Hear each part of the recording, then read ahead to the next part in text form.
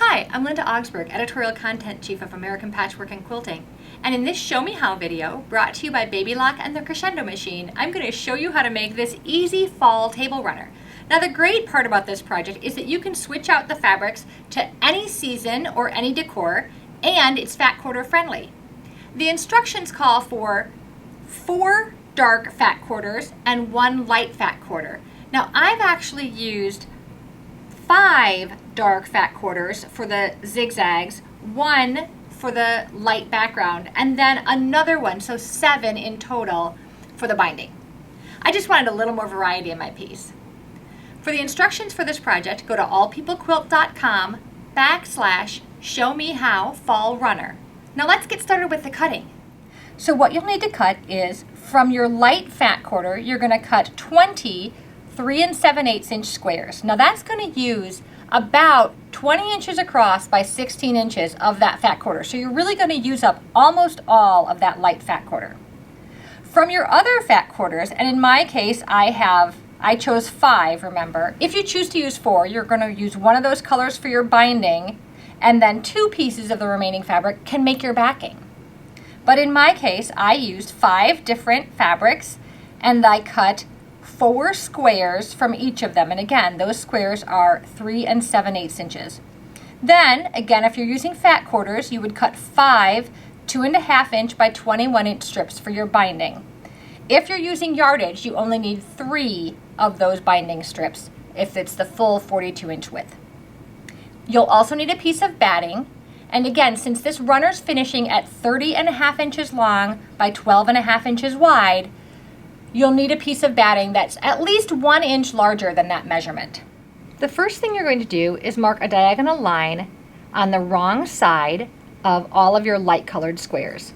Now I've got 20 light colored squares, and I've got 4 of each color of dark color squares, because all of my zigzags are a different color. I'm going to sew, once I've marked that line, 1/4 inch to each side of that line. So I'm going to sew 1/4 inch here, and then another one all the way back. And that's going to look like this. Now you can't see the stitching very well from this side, but you can see the line there. When I turn it over, you can easily see there's those 2 lines of stitching, and since I took a scant 1/4 inch, those are just about 1/2 inch, a little less than 1/2 inch apart. Now I'm going to cut on that drawn line. I'm going to go ahead and sew all of my light squares to my dark squares. Once I've cut along that line, I've got a triangle square. And actually, each of my 3 7/8 inch squares makes 2 triangle squares that are going to be finished at 3.5. Once I've got all of my square pairs sewn together for my triangle pairs, then I'm going to put together the top of the runner. Follow the illustration to see how you'd sew those squares together in rows, and then sew the rows together. So now that I've got the runner top pieced, I'm going to layer the whole runner. So I've laid the backing fabric down, wrong side up, right side toward the table.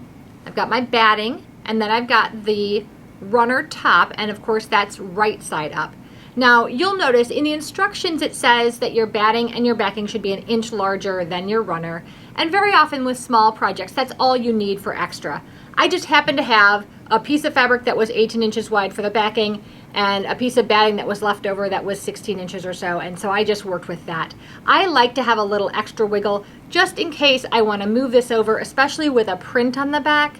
I might want to make sure that I line something up or that kind of thing, so I like working with a little extra. Now we're going to quilt the runner, and I have spray basted this, so that's why there's no pins. I'm just going to quilt just outside of those colored zigzags. So I'm going to start quilting in the center of the runner and work toward each end. You can see my guideline here. It's lined up with the edge of the orange. Some walking feet have an extra little tab you can use or a guide. I just like using this guideline because I can see if I line up the guideline with the edge that I want to sew away from, and it's offset from where my needle is, then I know I'll be consistent with every zigzag. So I'm just going to use the walking foot, which is going to feed the top in evenly in the same pace that the feed dogs are feeding the underneath fabric in. So it'll keep everything nice and lined up as I quilt.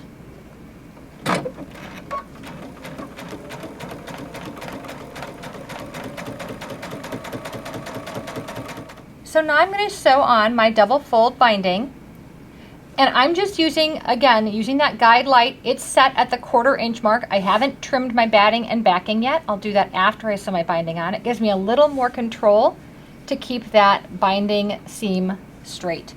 So I have that guideline at a 1/4 inch away from the needle. So I'm just going to sew it on, go all the way around, miter my corners, and then I'll bring the binding around to the back and hand sew it in place. So once I've sewn the binding to the back, my table runner is complete. I love this fall runner. It's so fast and easy, but the other fun thing about it is that it's so versatile. Since it's just triangle squares and fat quarters, you can make it to match your decor, or you can make it for other holidays such as Christmas or 4th of July, or even just seasonally and do it in colors like pastels for spring. So be sure to go to allpeoplequilt.com/showmehowfallrunner to get the instructions. Thanks for sewing with us today.